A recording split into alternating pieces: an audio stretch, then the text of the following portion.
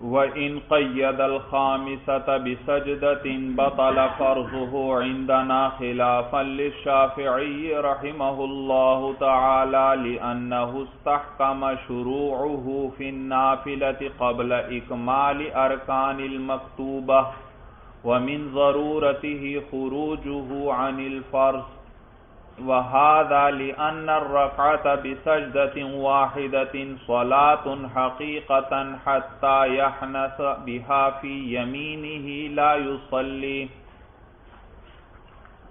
سجدہ سہو کا بیان چل رہا ہے، اور گزشتہ سبق کے آخر میں یہ مسئلہ ذکر ہوا تھا کہ اگر کوئی شخص جو ہے وہ قاعدہ اخیرہ کو بھول گیا اور پانچویں رکعت کی طرف اٹھ گیا اور کھڑا ہو گیا، تو جب تک اس نے پانچویں رکعت کا سجدہ نہیں کیا، چاہے رکوع بھی کر لیا لیکن سجدہ بھی نہیں کیا، تو واپس لوٹ آئے اور قاعدہ کرے اور کیا کرے؟ پھر سجدہ سہو کرے۔ اور اگر اس نے پانچویں رکعت کا سجدہ کر لیا تھا تو پھر کیا کرے گا؟ اب وہ ذکر کر رہے ہیں، کہتے ہیں وَإِنْ قَيَّدَ الْخَامِسَةَ بِسَجْدَةٍ بَطَلَ فَرْضُهُ عِنْدَنَا، اور اگر اس نے پانچویں رکعت کو مقید کر دیا سجدے کے ساتھ، یعنی اس کا بھی سجدہ کر لیا، بطل فرضہ عندنا، تو اس شخص کا فرض ہمارے نزدیک باطل، یعنی عند الاحناف اس کا فرض کیا ہوا؟ باطل ہو گیا۔ خلافاً للشافعی رحمہ اللہ، بخلاف امام شافعی رحمہ اللہ کے، وہ فرماتے ہیں کہ نہیں، اس کا فرض ابھی باطل نہیں۔ تو ہمارے نزدیک دیکھیے صورت کیا ذکر ہو رہی ہے، آخری قاعدہ وہ بھول گیا ہے، اور آخری قاعدہ تو تھا فرض، اور اس نے کیا شروع کر دی؟ پانچویں رکعت کے ساتھ جب اس نے سجدہ کر لیا، سجدے کے ساتھ اس کو مقید کر دیا، تو اس صورت میں اس کے فرض باطل ہو گئے، کیونکہ وہ نفلوں میں شروع ہو گیا۔ کس میں شروع ہو گیا؟ نفلوں میں۔ جب تک سجدہ نہیں کیا تھا وہ رکعت محل رفع میں تھی، اس کو چھوڑا جا سکتا تھا، لیکن جب اس نے سجدہ کر لیا اب رکعت پوری ہو گئی۔ کیا ہو گئی؟ رکعت، اگرچہ رکعت میں دو سجدے ہیں لیکن بہرحال ایک سجدہ بھی کر لیا تو گویا رکعت کو اس نے ادا کر لیا، اس کو نماز، ایک رکعت کو بھی ایک سجدہ کر لیا جائے اگر، تو اس کو بھی نماز کہتے ہیں۔ آگے آپ کو بتلائیں گے بھائی اس کو بھی کیا کہتے ہیں؟ نماز کہتے ہیں۔ تو گویا اس نے آگے ایک نماز پوری شروع کر دی ہے اور اس کو پکا کر دیا، اور وہ تو ہیں نفل۔ کیا ہیں؟ لازمی بار فرض تو کتنے تھے؟ 4 تھے، اور یہ اس نے پانچویں کیا شروع کر دیا؟ نفل۔ اور نفل تبھی شروع ہو سکتے ہیں جب وہ فرضوں سے نکل جائے۔ نفل کب شروع ہوں گے؟ جب معلوم ہوا یہ فرضوں سے نکل گیا، جب فرضوں سے نکلا ہے وہاں تو ایک فرض کو چھوڑ کر نکلا ہے، لہذا وہ فرض پورے ہوئے؟ وہ فرض پورے نہیں ہوئے، لہذا اس کے فرض نماز کیا ہو جائے گی؟ باطل ہو جائے۔ سورج سمجھ میں آ گئی؟ تو لہذا اس کے ساتھ پھر کیا کر لے؟ ایک رکعت اور ملا لے، کیونکہ ایک رکعت والی نفل تو صحیح نہیں، تو ایک رکعت اور ملائے، 6 رکعت پر پھر جا کر کیا کر دے؟ وہاں جا کر سلام پھیرے گا، اور یہ سارے اس کے نفل بن گئے بھائی۔ ہاں یہ بھی آگے ذکر کریں گے کہ یہ فرض تو باطل ہو گئے، تو کیا یہ 4 رکعتیں نفل بن گئیں یا نفل نہیں بنی ہوئی؟ نفل نہیں بنی۔ تو آپ پڑھ چکے، شیخین رحمہم اللہ فرماتے ہیں کہ بطلان وصف سے بطلان اصل ضروری نہیں، فرضیت باطل ہو جائے تو اس سے تحریمہ باطل نہیں ہوتا۔ گزشتہ سبق میں آپ نے پڑھا تھا، سمجھ میں آیا بھائی؟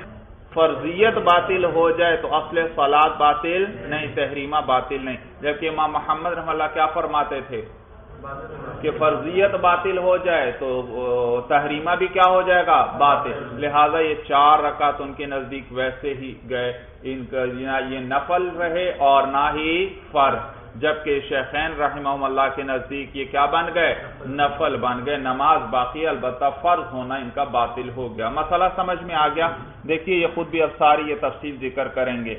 وَإِنْ قَيَّدَ الْخَامِسَةَ بِسَجْدَةٍ اور اگر مقید کر دیا پانچویں رکعت کو سجدے کے ساتھ بطل فرضه عندنا تو اس شخص کا فرض جو ہے وہ باطل ہو گیا ہمارے نزدیک، خلاف للشافعی رحمہ اللہ، بخلاف امام شافعی رحمہ اللہ کے، لِأَنَّهُ یہاں سے یہ نہ سمجھنا امام شافعی رحمہ اللہ کی دلیل ہے، یہ ہماری دلیل ذکر ہو رہی ہے، صرف ان کا اختلاف ذکر کر دیا کہ ان کے نزدیک فرض ابھی بھی باطل نہیں۔ تو دلیل اس کی کہ فرض کیوں باطل ہو گئے وہ ذکر کر رہے ہیں، کہتے ہیں لِأَنَّهُ اسْتَحْكَمَ شُرُوعُهُ فِي النَّافِلَةِ اس لیے کیونکہ اس نے پکا کر دیا شروعہ اپنے شروع ہونے کو فی النافلۃ کس میں؟ نفل۔ اس نے جب پانچویں رکعت کا سجدہ کر دیا تو اپنے نفلوں میں شروع ہونے کو پکا کر دیا، اس سے پہلے پکا نہیں تھا، چھوڑا جا سکتا تھا، لیکن جب سجدہ بھی کر دیا اب نفلوں میں شروع ہونا پکا ہو گیا۔ اور نفلوں میں انسان کب شروع ہوگا؟ جب کس سے نکل جائے؟ فرضوں سے جب نکل جائے، معلوم ہوا فرض اس نے چھوڑ دیے اور کس میں شروع ہو گیا؟ نفل۔ اور فرضوں کا تو ایک فرض باقی تھا، لہذا وہ کیا ہو جائیں گے؟ باطل ہو جائیں گے۔ لِأَنَّهُ اسْتَحْكَمَ، استحکم کا معنی پختہ ہونا، مضبوط ہونا، پکا ہونا۔ لِأَنَّهُ اسْتَحْكَمَ شُرُوعُهُ فِي النَّافِلَةِ اس لیے کیونکہ مستحکم ہو گیا اس کا شروع ہونا نفلوں میں، قبل اکمال ارکان المکتوبۃ قبل پورا کرنے ارکان مکتوبہ کو۔ مکتوبہ یعنی فرض نماز، مکتوبہ فرض جو لکھی گئی یعنی فرض کی گئی ہے، فرض کی ہوئی نماز کے ارکان کو پورا کرنے سے پہلے ہی وہ کس میں شروع ہو گیا؟ نفلوں میں شروع ہونے کو اس نے پکا کر دیا۔ وَمِن ضَرُورَتِهِ خُرُوجُهُ عَنِ الْفَرْضِ اور نفلوں میں شروع ہونے کے ساتھ ضروری ہے فرضوں سے نکلنا۔ تو معلوم ہوا یہ کس سے نکل گیا ہے؟ فرضوں سے نکل گیا ہے۔ یہاں تک بات سب کو سمجھ میں آ گئی؟ وَهَذَا لِأَنَّ الرَّكْعَةَ وہذا سے وجہ ذکر کر رہے ہیں کہ بھئی ہم نے اوپر مسئلہ ذکر کر دیا کہ اگر سجدہ پانچویں رکعت کا نہیں کیا تو واپس لوٹ سکتا ہے اور قاعدہ کر سکتا ہے، اور اگر سجدہ کر لے گا تو اس صورت میں فرض کیا ہو جائیں گے؟ باطل ہو جائیں گے۔ اس کی کیا وجہ ہے کہ سجدے کی قید آپ لگا رہے ہیں کہ سجدہ کر لیا تو بس فرض باطل۔ کہتے ہیں وَهَذَا لِأَنَّ الرَّكْعَةَ بِسَجْدَةٍ وَاحِدَةٍ صَلَاةٌ حَقِيقَةً اس لیے کیونکہ رکعت صرف ایک سجدے کے ساتھ ہی ہو تو بھی یہ صلاۃ حقیقتاً، یہ کیا ہے؟ حقیقتاً صلاۃ ہے۔ حتی یحنس بہا فی یمینہ یہاں تک کہ وہ حانث ہو جائے گا اس کی وجہ سے اپنے اس قسم کے اندر، لا یصلی، اس قسم کے اندر کون سی قسم؟ لا یصلی، کہ وہ نماز نہیں پڑھے گا۔ بھئی ایک شخص نے قسم اٹھائی، واللہ لا اصلی، واللہ لا، واللہ میں نماز نہیں پڑھوں گا، سمجھ؟ اب قسم تو اس نے غلط اٹھائی، اس سے ہماری بحث نہیں، تو یہ قسم منعقد ہو گئی۔ یہاں صرف یہ بتلائیں گے یہ قسم اگر کسی نے کھا لیا تو حانث کب ہوگا؟ کہتے ہیں جب نماز شروع کر دے گا تو فوراً حانث نہیں ہوگا، بلکہ کب ہوگا؟ جب ایک سجدہ کر لے گا، جیسے ہی وہ ایک سجدہ کرے گا، ابھی دوسرا کیا بھی نہیں، پھر بھی کیا ہو گیا؟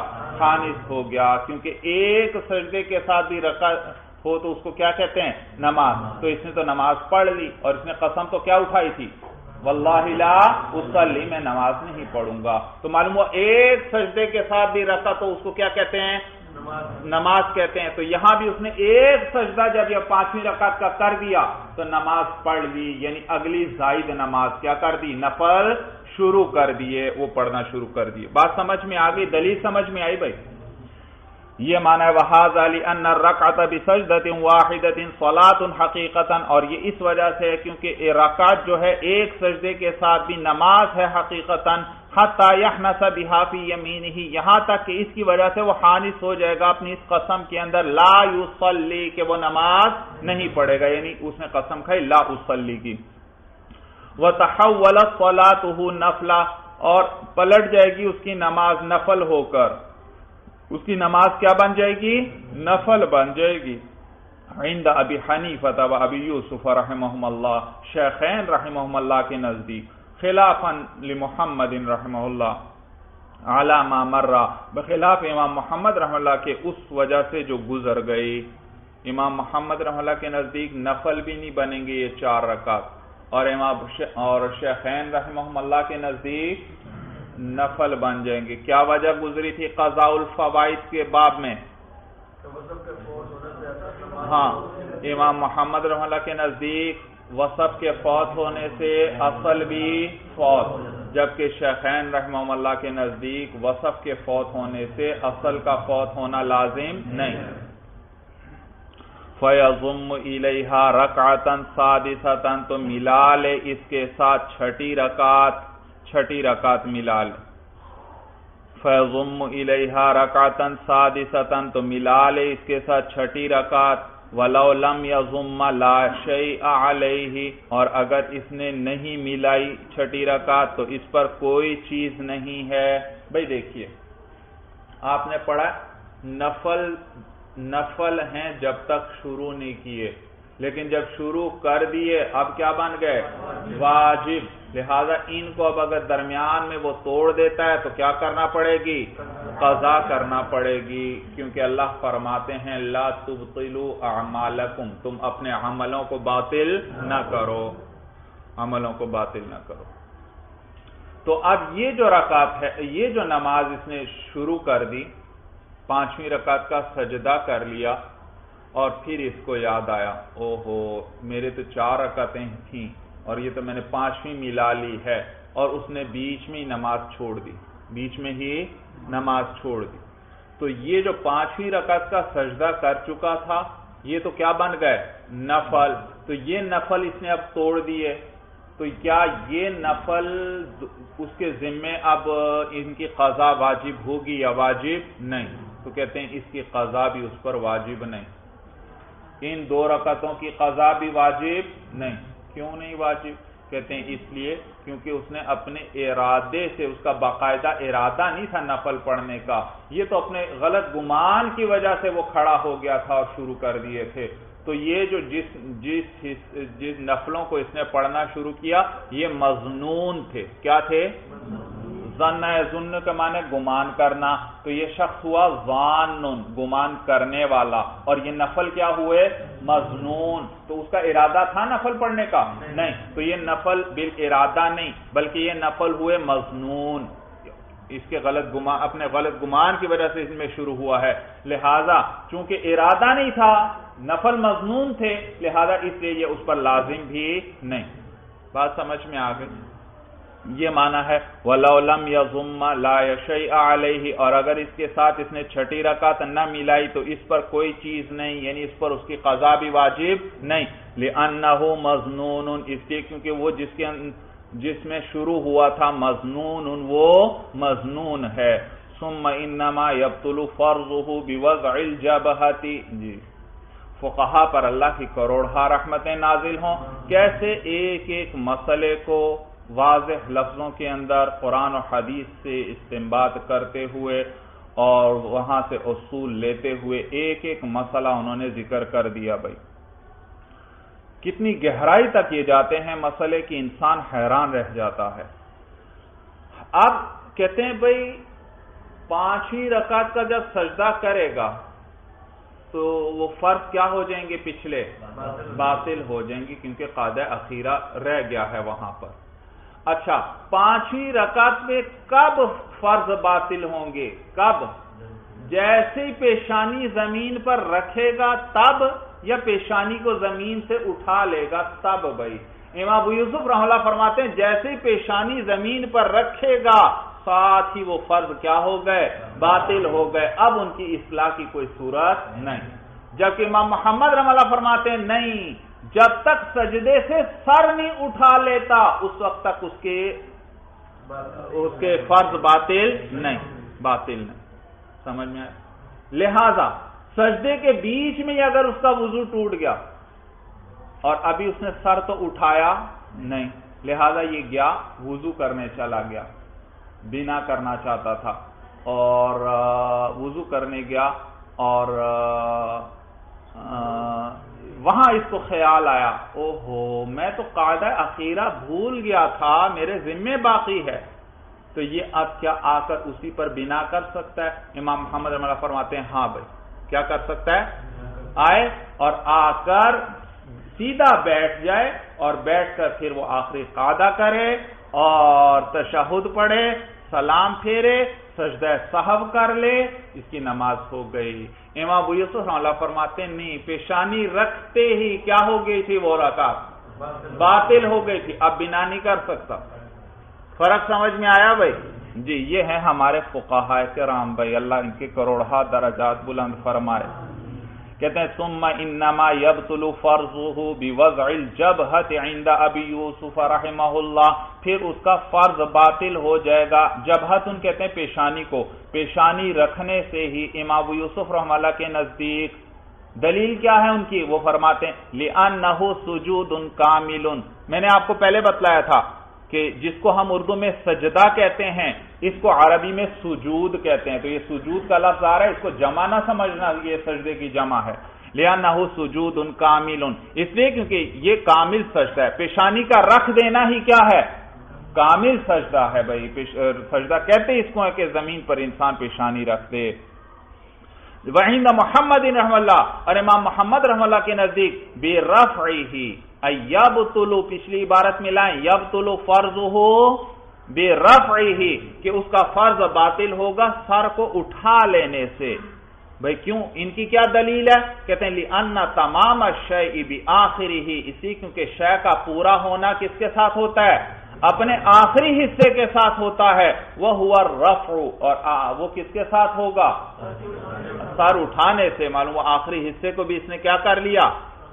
پورا کر لیا۔ وَلَمْ يَصِحَّ مَعَ الْحَدَثِ، اور یہ سر کا اٹھانا حدث کے ساتھ صحیح نہیں۔ سمجھ میں آیا بھائی؟ سر کا اٹھانا بھائی جس رکن میں وضو ٹوٹ جائے تو آپ پڑھ چکے، اس بنا کرنا چاہتا ہے تو کیا کرنا پڑے گا؟ اسی رکن کو دوبارہ ادا کریں گے، اسی رکن کو، کیونکہ اس کا پورا ہونا کس سے ہوتا ہے؟ جب اس سے پورا ہو، اس کسی رکن کا پورا ہونا کس طرح ہوگا؟ جب اس رکن سے اگلے رکن کی طرف انسان منتقل ہو، اور کس حالت میں منتقل ہو؟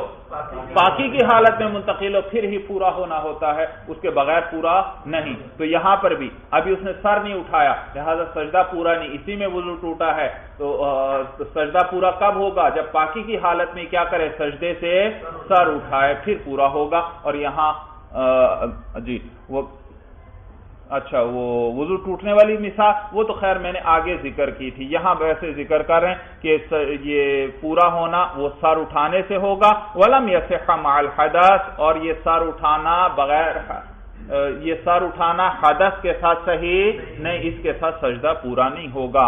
وَثَمَرَةُ الْاخْتِلَافِ تَظْهَرُ، اور ثمرہ اختلاف جو ہے یعنی ان دو فقہاء کا، ان دو ائمہ کا، امام ابو یوسف اور امام محمد کا، وہ تظہر، وہ ظاہر ہوتا ہے، فیما، اس صورت میں، اذا سبقہ الحدث فی السجود، جبکہ اس شخص کو کیا لاحق ہو گیا؟ کیا پیش آ گیا؟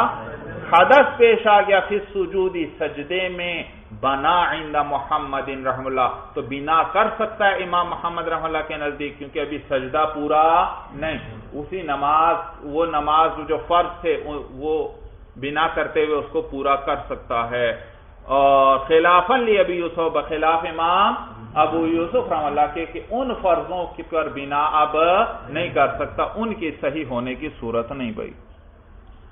وَلَوْ قَعَدَ فِي الرَّابِعَةِ ثُمَّ قَامَ وَلَمْ يُسَلِّمْ عَادَ إِلَى الْقَعْدَةِ مَا لَمْ يَسْجُدْ لِلْخَامِسَةِ۔ اب دوسری صورت ذکر کر رہے ہیں بھائی، پہلی کیا مثال ذکر کی؟ کون سی صورت تھی؟ قاعدہ اخیرہ بھول گیا ہے اور پانچویں رکعت کی طرف اٹھ گیا، جب تک سجدہ نہیں کیا واپس چلا جائے، اور سجدہ کر لیا ہے تو اب واپس نہیں جا سکتا، لہذا اس کے ساتھ ایک اور رکعت ملا لے۔ اب دوسری صورت ذکر کر رہے ہیں، ایک آدمی نے قاعدہ اخیرہ کر لیا، آخری رکعت کے بعد تشہد کی مقدار بیٹھا بھی، پھر سمجھا شاید یہ بیچ والا قاعدہ ہے، وہ کھڑا ہو گیا پانچویں رکعت کی طرف، تو اس صورت میں کیا کریں گے وہ بیان کر رہے ہیں بھائی۔ کہتے ہیں وَلَوْ قَعَدَ فِي الرَّابِعَةِ، اور اگر وہ بیٹھ گیا چوتھی رکعت میں، ثم قام پھر کھڑا ہوا پانچویں کی طرف بھول کر ولم یسلم اور اس نے سلام نہیں پھیرا عاد الی القعدۃ ما لم یسجد للخامسۃ تو وہ لوٹ جائے قاعدے کی طرف جب تک اس نے پانچویں کا سجدہ نہیں کیا وسلم اور کیا کرے سلام پھیرے اور نیز سجدہ سہو بھی کرے گا کیا کرے گا سجدہ سہو کیوں کرے گا بھائی تاخیر آ گئی سلام کے اندر بھائی لأن التسلیم فی حالت القیام غیر مشروع اس لیے کیونکہ سلام کرنا حالت قیام میں غیر مشروع یہ غیر مشروع ہے درست نہیں ہے وَأَمْكَنَهُ الْإِقَامَةُ اور اس کے لیے ممکن ہے اس کو قائم کرنا عَلَى وَجْهِهِ أي عَلَى وَجْهِ الْمَشْرُوعِ بھئی صورت کیا ذکر ہو رہی ہے یہ قاعدہ کر لیا اور پھر کھڑا ہو گیا پانچویں کے لیے اور پھر اس کو یاد آیا ابھی سجدہ نہیں کیا اس کو یاد آ گیا تو واپس لوٹ جائے اور بیٹھ کر کیا کرے سلام پھیرے کیونکہ سلام پھیرنے کا مشروع طریقہ کون سا ہے بیٹھ کر اور یہ تو کھڑے ہونے کی حالت میں اس کو یاد آیا ہے تو اب صرف سلام باقی ہے اب یہ مشروع طریقے پر سلام کرنا اس کے لیے ممکن ہے یا نہیں یہ جو کھڑا ہوا ہے پانچویں رکعت میں اس کو یاد آیا کہ میرا تو یہ آخری قاعدہ میں کر آیا ہوں یہ پانچویں رکعت ہے تو اس کو اب صرف کیا باقی ہے اس پر سلام اور سلام یہ کھڑے ہوئے کرے گا یا مشروع طریقے پر بیٹھ کر کرنا چاہیے بیٹھ کر کرنا چاہیے اسی لیے کہا کہ وہ لوٹ جائے اور بیٹھ کر کیا کرے سلام پھیرے یہ معنی ہے لأن التسلیم فی حالت القیام غیر مشروع اس لیے کیونکہ سلام کرنا قیام کی حالت میں یہ غیر مشروع ہے وَأَمْكَنَهُ الْإِقَامَةُ عَلَى وَجْهِهِ اور ممکن ہے اس کے لیے اس سلام کو قائم کرنا عَلَى وَجْهِهِ أي عَلَى وَجْهِ الْمَشْرُوعِ مشروع طریقے پر اس کے لیے سلام کو قائم کرنا ممکن ہے بالقعود کس کے ساتھ بیٹھ کر قاعدے کے ساتھ لِأَنَّ مَا دُونَ الرَّكْعَةِ بِمَحَلِّ الرَّفْعِ اس لیے کیونکہ ایک رکعت سے جو کم ہے وہ کس میں ہے وہ محل رفع میں ہے جو پانچویں رکعت جس میں وہ کھڑا ہے وہ محل رفع میں ہے اس کو چھوڑا جا سکتا ہے تو اس کو چھوڑ دے اور بیٹھ جائے اور بیٹھ کر سلام پھیرے اور سجدہ سہو بھی کرے گا میں نے بتلایا بھائی وَإِنْ قَيَّدَ الْخَامِسَةَ بِالسَّجْدَةِ جی یہ وہی صورت قاعدہ کر چکا ہے قاعدے کے بعد پانچویں کے لیے کھڑا ہوا ہے اور پانچویں کا بھی اس نے سجدہ کر لیا کیا کرنا چاہیے بھائی آپ بتائیے جی اچھا ایک رکعت اور ملا لے اور آخر میں پھر کیا کر لے سجدہ سہو کر لے فرض بھی پورے ہوئے اور یہ دو کیا بن گئے نفل بن گئے کیونکہ فرضوں کے فرائض پورے ہو گئے تھے آخری قاعدہ اس نے کر لیا تھا وَإِنْ قَيَّدَ الْخَامِسَةَ بِالسَّجْدَةِ اور اگر اس نے مقید کر دیا پانچویں رکعت کو سجدے کے ساتھ ثُمَّ تَذَكَّرَ پھر اس کو یاد آیا ضَمَّ إِلَيْهَا رَكْعَةً أُخْرَى تو اس کے ساتھ ایک اور رکعت کو ملا لے وَتَمَّ فَرْضُهُ اور اس کے فرض مکمل ہو گئے لِأَنَّ الْبَاقِيَ إِصَابَةُ لَفْظَةِ السَّلَامِ اس لیے کیونکہ باقی جو ہے وہ لفظ سلام کو پہنچنا ہے لفظ سلام کو پا لینا ہے وَهِيَ وَاجِبَةٌ اور وہ واجب ہے فرض نہیں ہے وَإِنَّمَا يَضُمُّ إِلَيْهَا أُخْرَى بھئی آپ نے یہ حکم کیوں دیا کہ اس کے ساتھ ایک اور رکعت ملا لے وہ بتلا رہے ہیں کہتے وَإِنَّمَا يَضُمُّ إِلَيْهَا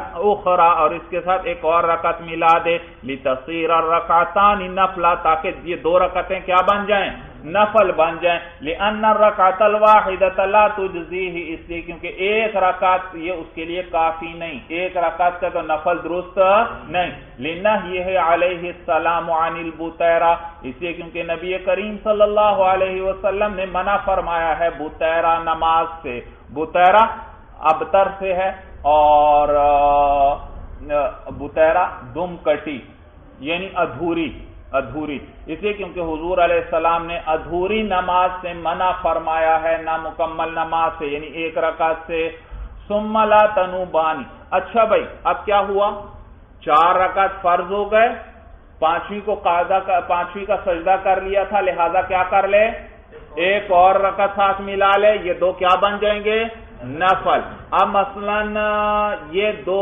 نفل بن گئے تو کیا یہ ظہر کی نماز میں تھا تو یہ 2 رکعتیں کیا سنتوں کے قائم مقام ہو جائیں گی؟ 4 تو فرض ہو گئے اور یہ 2 جو نفل ہیں، یہ کیا وہ سنتیں بھی تو نفل ہیں نا، اور وہ 2 رکعت ظہر کی نماز کے بعد سنتیں کتنی ہیں؟ 2 رکعت۔ تو یہاں یہ جو فرضوں کے ساتھ 2 رکعت ادا ہو رہے ہیں زائد، کیا یہ ان سنتوں کے قائم مقام ہوں گے یا قائم مقام نہیں ہوں گے؟ تو بعض فقہا فرماتے ہیں کہ یہ سنتوں کے بھی قائم مقام ہو گئے، لیکن صاحب ہدایہ بتلائیں گے آپ کو کہ نہیں، صحیح قول یہ ہے کہ یہ سنتوں کے قائم مقام نہیں، کیونکہ سنتوں کو علیحدہ تحریمہ کے ساتھ ادا کیا جائے گا، کیونکہ حضور علیہ السلام نے ان کو اسی طرح علیحدہ تحریمہ کے ساتھ ادا کیا ہے کہ نئے سرے سے پھر کیا کرے، تحریمہ کہے۔ اللہ اکبر کے جی۔ ثم لا تنوبان سنت الظہر، نابینوبو کے معنی قائم مقام ہونا، پھر یہ 2 رکعتیں قائم مقام نہیں ہوں گی سنت الظہر، ظہر کی سنتوں کے، ہوا صحیح، یہی قول صحیح ہے، لأن المواظبۃ علیہا بتحریمۃ مبتدأۃ، اس لیے کیونکہ ان پر جو پابندی کی گئی تھی، یعنی حضور علیہ السلام نے جو ان پر پابندی فرمائی، بتحریمۃ مبتدأۃ، وہ کس کے ساتھ تھی؟ نئی تحریمہ کے ساتھ تھی۔ وَيَسْجُدُ لِلسَّهْوِ، اور آخر میں کیا کر لے؟ سجدہ سہو کر لے۔ بھائی تو 4 رکعت فرض ہو گئے اور 2 رکعت نفل، اور آخر میں سجدہ سہو کر لے۔ استحساناً، یہ بوجہ استحسان کے بھائی استحسان آپ کو میں نے بتلایا تھا کہ ہر وہ شرعی دلیل جس کے مقابلے میں قیاس آئے اس کو کیا کہتے ہیں؟ استحسان۔ مثلا قرآن سے یا حدیث سے ایک مسئلے کا پتہ چل رہا ہے اور قیاس سے اس کے مخالف بات کا پتہ چل رہا ہے، تو اس قرآن یا حدیث کے جو مسئلہ جو دلیل آئی اس کو بھی کیا کہیں گے؟ استحسان، کیونکہ اس کے مقابلے میں کیا ہے؟ استحسان ہے۔ مثلا دیکھیے موضوع پر آپ مسح کرتے ہیں، قیاس تو کیا تقاضا کرتا ہے؟ موضوع کے اوپر مسح کرنا چاہیے یا نیچے زمین والی جانب؟ نیچے۔ عقل تو یہ کہتی ہے نیچے یہ حصہ زمین کو لگ رہا ہے، اس پر کیا کرنا چاہیے؟ مسح کرنا چاہیے۔ لیکن حدیث سے کیا معلوم ہوا؟ اوپر والے حصے پر مسح کریں گے، تو اس کو بھی کیا کہیں گے؟ استحسان کہیں گے، کیونکہ اس کے مقابلے میں کیا موجود ہے؟ قیاس موجود ہے۔ سمجھ میں آیا؟ تو ہر استحسان ہر وہ شرعی دلیل جس کے مقابلے میں کیا موجود ہو؟ قیاس موجود۔ لیکن زیادہ تر اس کا استعمال اور اس کا اطلاق قیاس خفی پر ہوتا ہے۔ کس پر ہوتا ہے؟ ایک قیاس ایک جلی ہے ظاہر، ایک ہے خفی پوشیدہ کچھ، یعنی قیاس جلی وہ ہے جو ظاہر ہے، فوراً عقل اس طرف چلی جاتی ہے، اس تک پہنچ جاتی ہے، اور ایک قیاس خفی ہوتا ہے عقل فوراً وہاں تک نہیں پہنچتی بلکہ کچھ غور و فکر کرنا پڑتا ہے، پھر عقل وہاں تک پہنچتی ہے۔ سمجھ میں آیا؟ تو دونوں ہیں ایک ہی چیز، بس اسی قیاس میں اگر غور زیادہ ہے تو کیا کہہ دیں گے؟ قیاس خفی ہے، اگر کم ہے تو کیا ظاہر ہے تو اس کو کیا کہیں گے؟ قیاس جلی۔ اور قیاس خفی کو استحسان تبھی کہیں گے جب اس کے مقابلے میں قیاس جلی ہو۔ سمجھ میں آیا؟ ورنہ اگر اس کے مقابلے میں قیاس جلی نہیں ہے تو اس کو استحسان بھی نہیں کہیں گے، اس کو قیاس ہی کہیں گے۔ بھائی بات سمجھ میں آ گئی؟ تو استحساناً صاحب کے سجدے کر لے، استحساناً آ گیا، معلوم ہوا اس کے مقابلے میں کیا موجود ہے؟ قیاس۔ قیاس تو یہ تقاضا کرتا ہے سجدے نہیں ہونے چاہیے۔ بھائی کیوں؟ کس طرح؟ کہتے ہیں دیکھیے قیاس یہ تقاضا کر رہا ہے سجدہ سہو نہیں ہونا چاہیے، وجہ یہ کہ فرضوں میں کمی آ گئی۔ کیا کمی آئی تھی؟ بھائی 4 رکعت فرض پڑے تھے، قاعدہ کیا تھا، پھر کھڑے ہو کر کیا پڑھ لیے؟ 2 نفل پڑھ لیے۔ تو قیاس تو یہ تقاضا کرتا ہے کہ یہ 6 رکعت کے آخر میں سجدہ سہو نہیں ہونا چاہیے، اس لیے کیونکہ کمی آئی تھی کس کے اندر؟ فرضوں میں کیا کمی آئی تھی؟ سلام رہ گیا تھا، تو کمی آئی تھی فرضوں میں، تو سجدہ سہو بھی اسی نماز میں ہونا چاہیے جس میں کمی آئی ہے، اور یہ جو آپ سجدہ سہو کر رہے ہیں یہ تو کس کے آخر میں کر رہے ہیں؟ نفل کے آخر میں کر رہے ہیں۔ تو ایک نماز میں جو سہو ہوتا ہے سجدہ بھی اسی نماز میں ہوتا ہے، دوسری نماز میں نہیں ہوتا، تو یہاں سجدہ سہو بھی نہیں ہونا چاہیے، بس وہ نماز میں کمی رہ ہی گئی، بس اب اس کے ساتھ سجدہ سہو ہو ہی نہیں سکتا، وہ تو گزر گئی بھائی۔ لیکن استحساناً کیا کیا جائے گا؟ سجدہ سے استحساناً سجدہ سہو کرے گا بھائی۔ قیاس کی دلیل سمجھ میں آئی؟ کیا دلیل؟ ہاں، کیونکہ یہ اب دوسری نماز ہے، یہاں اس کا سجدہ سہو یہاں پر نہیں ہونا چاہیے، لیکن استحساناً سجدہ سہو کریں گے۔ اس کی کیا دلیل ہے؟ کہتے ہیں اس کی دلیل یہ ہے کہ بھئی اس کا سجدہ سہو بھی یہاں پر ادا ہو جائے گا، اس کا بھی ادا ہو جائے گا، اس لیے کیونکہ تحریمہ ایک ہی ہے۔ تحریمہ کیا ہے؟ وہی تحریمہ آخر تک ہے، کوئی نئی تحریمہ نہیں، لہذا اس میں جو کمی آئی ہے اس کی بھی تلافی اس سے ہو جائے گی۔ اور نیز یہاں صرف فرضوں میں کمی نہیں آئی، نفلوں کے اندر بھی کمی آ گئی۔ فرضوں میں یہ کمی آئی کہ اس کو مشروع طریقے پر ختم نہیں کیا، سلام کے ساتھ نہیں ختم کیا، بلکہ کس طرح ختم کیا؟ نفلوں میں شروع ہو کر ختم کیا اس کو، حالانکہ مشروع طریقہ کیا تھا؟ سلام پھیر کر اس کو ختم کرتا، لیکن یہ نفلوں میں شروع ہوا تو گویا ان کو ختم کر دیا۔ اور نفلوں میں بھی کمی آ گئی۔ نفلوں میں کیا کمی آئی؟ کہ ان کو نئی تحریمہ سے شروع کرنا چاہیے تھا، مسنون طریقہ یہ تھا، لیکن اس نے مسنون طریقے کو چھوڑ دیا۔ سمجھ میں آئی دلیل؟ سمجھ میں آ گئی بھائی؟ تو تحریمہ ایک ہی ہے اور نیز دونوں میں کمی آئی ہے، اس لیے آخر میں سجدہ سہو سے تلافی ہو جائے گی۔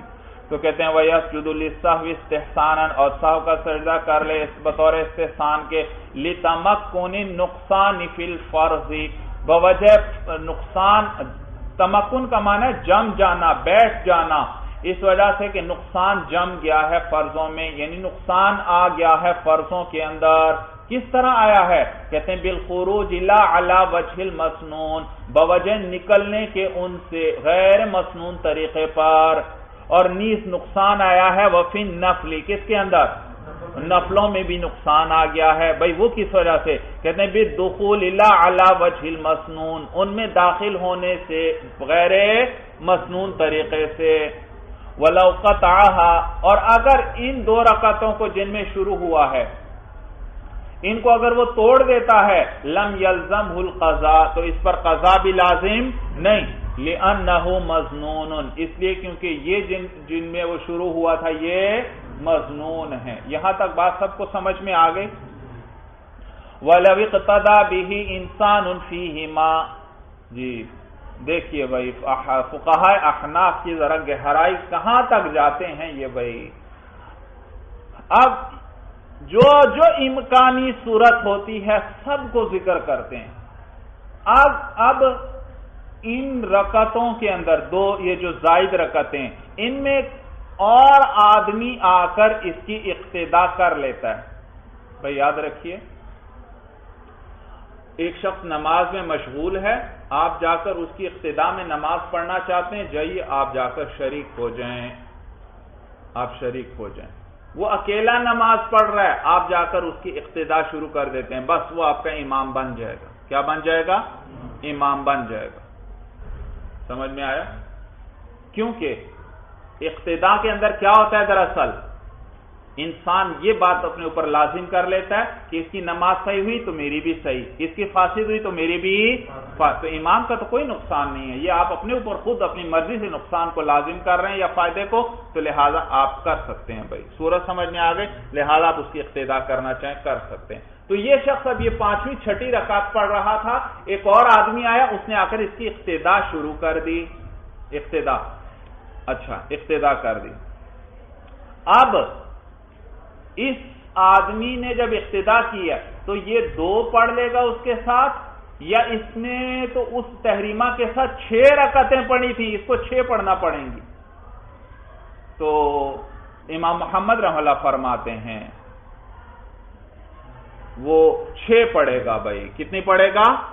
6 پڑھنا پڑیں گے اس آدمی کو، کیونکہ اس نے جس تحریمہ کے اندر اس کی اقتدا کیا اس نے کتنی رکعتیں پڑھی تھیں اس سے 6، لہذا اس کو بھی 6 پڑھنا پڑیں گی۔ اور شیخین رحمہم اللہ فرماتے ہیں نہیں، صرف 2 پڑھنا پڑیں گی، 2 رکعتیں۔ کتنی رکعتیں؟ کیوں 2 کیوں؟ کہتے ہیں اس لیے کیونکہ 4 فرض تھے، فرض ختم ہو چکے، اب کیا شروع ہیں؟ نفل، اور نفل تو 2 ہی ہیں، لہذا 2 پڑھیں تو اس پر 2 ہی لازم ہوں گے۔ دلیل سمجھ میں آ گئی؟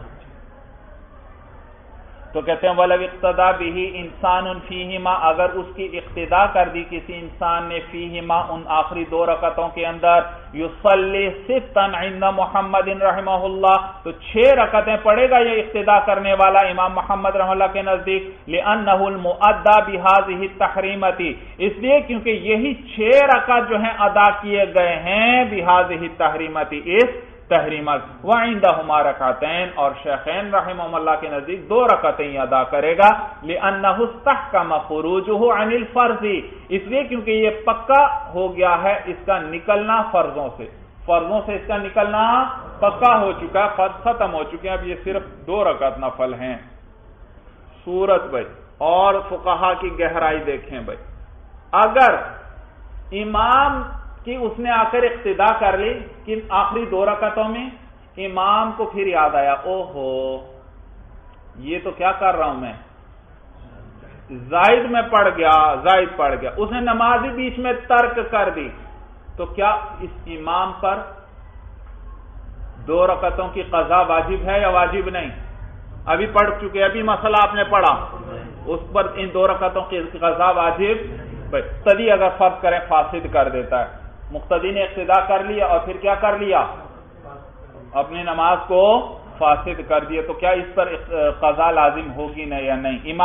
امام تو اگر فاسد کر دیتا ہے اس پر تو قضا نہیں، آپ پڑھ چکے، مقتدی اگر فاسد کر دیتا ہے اس پر قضا آئے گی یا نہیں وہ ذکر کر رہے ہیں۔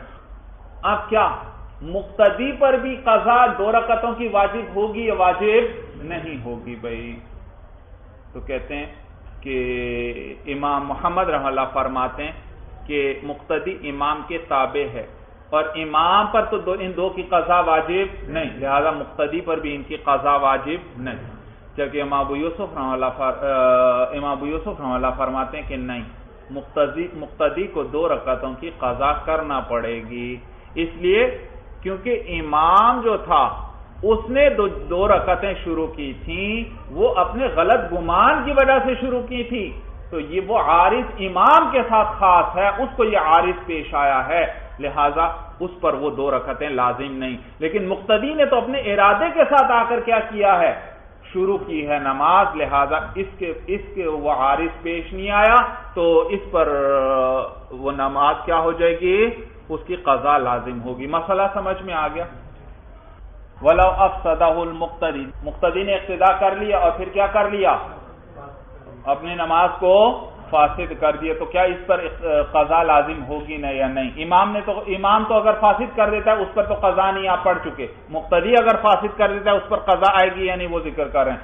وَلَوْ أَفْسَدَهُ الْمُقْتَدِي لَا قَضَاءَ عَلَيْهِ، اور اگر اس کو فاسد کر دیا مقتدی نے، لا قضاء علیہ، تو اس پر اس کی قضا نہیں، عند محمد رحمہ اللہ، امام محمد رحمہ اللہ کے نزدیک، اعتبارا بالامام، قیاس کرتے ہوئے کس پر، امام پر، کہ جیسے اس پر قضا نہیں مقتدی پر بھی قضا نہیں۔ وعند ابی یوسف رحمہ اللہ یقضی رکعتین، اور امام ابو یوسف رحمہ اللہ کے نزدیک یہ 2 رکعتوں کی قضا کرے گا، لأن السقوط بعارض یخص الامام، اس لیے کیونکہ یہ جو ساقط ہونا ہے ان 2 رکعتوں کا، ساقط ہونا بعارض، یہ ایک ایسے عارض کی وجہ سے ہے، یخص الامام، جو خاص ہے کس کے ساتھ، امام کے ساتھ، وہی اس کو یہ عارض پیش آیا، وہ بھولے سے کھڑا ہوا ہے، مقتدی کو یہ عارض پیش نہیں آیا۔ دلیل سمجھ میں آ گئی؟ قال ومن صلى ركعتين تطوعا فسهى فيهما وسجد للسهو ثم اراد ان يصلي اخريين لم يبني۔ جی دیکھیے فقہاء احناف بھائی ایک صورت ذکر کرتے ہیں، انسان حیران رہ جاتا ہے بھائی، اور اللہ ان لوگوں کو بھی ہدایت نصیب فرمائے جو ان فقہاء کو، ان پر طعن و تشنیع کو ہی جنہوں نے اپنا مقصد بنایا ہوا ہے۔ یہ اللہ کے اولیاء کہ جن کے محنتوں کو اللہ نے، دیکھیے بھائی 14 صدیاں ہو گئیں نبی کریم صلی اللہ علیہ وسلم کو اس دنیا سے تشریف اس سے زائد ہو گئے، اور دیکھیے دین اسلام اسی طرح اللہ نے اس کو محفوظ رکھا اور تا قیامت اسی طرح محفوظ رہے گا، اور اس کے لیے اللہ نے اسباب بنائے۔ ویسے آپ خود اگر آپ تجربہ کر لیں، کسی آدمی سے 2-4 آدمیوں کو کوئی چیز سکھائیں اور ان سے کہیں یہ آگے بھی سکھاتے جاؤ، آپ دیکھیں گے 1 مہینے میں ہی ان کا پتہ نہیں کیا سے کیا حلیہ بن جاتا ہے۔ آپ نے کچھ اور کہا ہوگا، بات کسی اور صورت پر عمل چل رہا ہوگا، اور یہاں یہ ایک انسان حیران رہتا ہے 1400 سال سے زیادہ، اور قرآن اور دین اسلام سارا کچھ بعینی ہی اسی صورت میں محفوظ ہے جیسے اس وقت تھا۔ انسانی عقل جواب دے جاتی ہے کہ یہ کیسے ہو سکتا ہے، لیکن یہ مشیت ایزدی ہے اللہ تعالیٰ کی مشیت کی۔ ایک دین کب تک رہے گا؟ تا قیامت رہے گا۔ اللہ نے اس کی حفاظت کے ایسے اسباب پیدا فرما دیے بھائی، ایک ایک چیز دین کی محفوظ ہے بھائی۔ سمجھ، محدثین آئے، انہوں نے حضور صلی اللہ علیہ وسلم کی ایک ایک بات کو محفوظ کیا، پھر اس کے اندر جس نے گڑبڑ کی کوشش کی، اللہ نے ایسے علماء اور محدثین پیدا فرما دیے، انہوں نے ایک ایک بات کی گہرائی میں گئے کہ یہ آدمی، یہ جو حدیث کو روایت کرنے والا ہے، یہ کیسا تھا، اس نے زندگی کیسے گزاری، یہ قابل اعتماد تھا یا قابل اعتماد نہیں تھا، اور یہ اس کا حافظہ قوی تھا یا قوی نہیں تھا، اور یہ فلاں سے روایت کرتا ہے، اس کے ساتھ اس کی کبھی ملاقات بھی ہوئی تھی یا ملاقات نہیں ہوئی تھی۔ اتنی گہرائی تک چلے گئے کہ انسان حیران رہ جاتا ہے بھائی، اور پورے ذخیرہ حدیث کو انہوں نے محفوظ کر لیا۔ کچھ چیزیں جو شامل ہوئی تھیں ان سب کو نکال کر باہر کر دیا کہ یہ چیزیں جو ہیں یہ ویسے حضور علیہ السلام کی طرف منسوب کی گئی ہیں، یہ حضور علیہ السلام کے اقوال نہیں، اور اس کو حدیث موضوع کہتے ہیں جو اپنی طرف سے گھڑی ہوئی حدیثیں ہیں بھائی۔ اور اس میں بھی حدیث میں بھی صحیح کون سی ہے، ضعیف کون سی ہے، اسی طرح اور دین کے اسی طرح احادیث کے معنی سمجھنے کو اور اس کو بیان کرنے کے لیے اللہ نے فقہا کی جماعت تیار فرما دی جو احادیث کے معانی جانتے ہیں، حتیٰ کہ محدثین خود لکھتے ہیں بھائی کہ احادیث کے معانی کون جانتے ہیں؟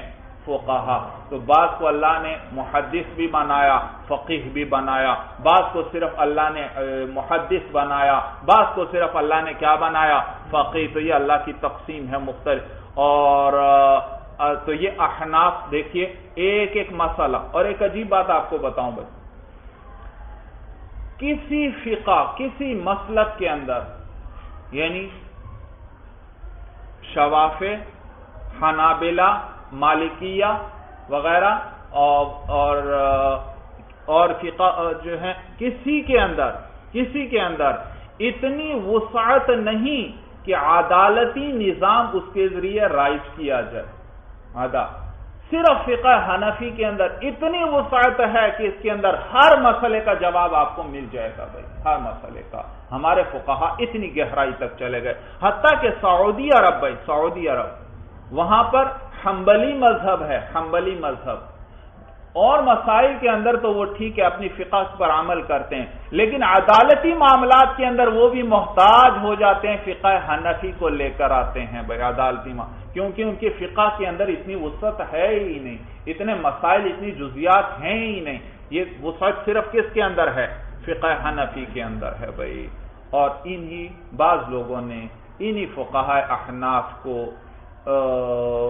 ان کے خلاف بات کرنے کو اپنی زندگی کا مقصد بنایا ہوتا ہے۔ انسان حیران ہوتا ہے بھئی دنیا میں اتنے کفار ہیں، اسلام کے خلاف سازشیں ہو رہی ہیں، اتنا کچھ ہو رہا ہے، آپ کو زندگی کا مقصد ایک یہی نظر آیا کہ آپ ان فقہا جو اللہ کے اولیاء تھے جنہوں نے زندگیاں گزار دی، اس طرح جو کرتا ہے وہ کوئی دین کی خدمت نہیں کر رہا، دین کی خدمت نہیں کر رہا۔ سمجھ میں اسلام کی خدمت کرنا چاہتے ہیں تو کفار کی طرف اپنا رخ پھیریں، اہل بدعت کی طرف اپنا رخ پھیریں، باطل کی طرف رخ پھیریں، اور جو خدمت کر سکتے ہیں اسلام کی خدمت کریں بھائی۔ تو اللہ ان سب کو ہدایت دے جو فقہا کے خلاف بولتے ہیں. بھائی فقہا کے خلاف بڑی ہی بے ادبی کی بات ہے یہ کہ فقہا کے خلاف زبان درازی کی جائے اور وہ شخص صرف اپنا نقصان کرتا ہے اور کسی کا بھی نہیں. امام اعظم ابو حنیفہ رحمہ اللہ، ان کا کتنا اونچا مقام ہے کہ انسان تصور نہیں کر سکتا. بھائی خود امام شافعی رحمہ اللہ فرماتے ہیں الناس عیال ابی حنیفہ فی الفقہ، تمام لوگ فقہ کے اندر ابو حنیفہ کے عیال ہیں، یعنی ان سے حاصل کرنے والے ہیں. بھائی اتنا اونچا مقام اللہ نے پھر ان کو نصیب فرمایا تھا. اور حدیث میں بھی آتا ہے کہ اگر علم، حضور صلی اللہ علیہ وسلم فرماتے ہیں اگر علم ثریا کے پاس بھی ہوا، یعنی اتنا دور اور اتنا اونچا ہوا، پھر بھی اہل فارس میں سے ایک شخص جو ہے اس کو حاصل کر لے گا، اس تک پہنچ جائے گا. اور علماء لکھتے ہیں کہ حتیٰ کہ غیر احناف نے بھی لکھا، بڑے بڑے علماء نے، کہ اس حدیث کا مصداق امام اعظم ابو حنیفہ رحمہ اللہ ہیں. بھائی امام اعظم ابو حنیفہ، ان کو اتنا اونچا مقام اللہ نے نصیب فرمایا تھا. بھائی سمجھ میں آیا بھائی، اتنا اونچا مقام. چلیے بس وقت کافی اوپر ہو گیا. هذا هو المرام، اللہ اعلم بحقیقت الکلام.